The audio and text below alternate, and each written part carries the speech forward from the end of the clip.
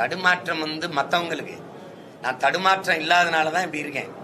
எனக்கும் என் தம்பிக்கு இடையில அண்ணன் தம்பி உறவுங்கிறதுல பாசத்துல எனக்கு துளியும் இல்லை, அன்புல குறையில.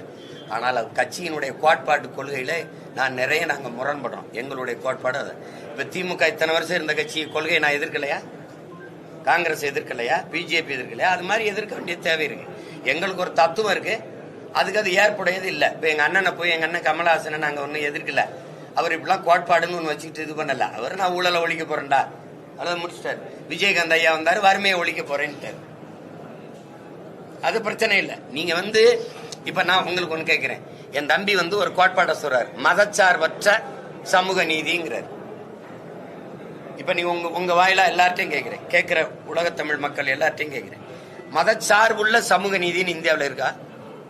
இல்ல. அப்ப ஏன் மதச்சார்பற்ற சமூக நீதிங்கிறீங்க?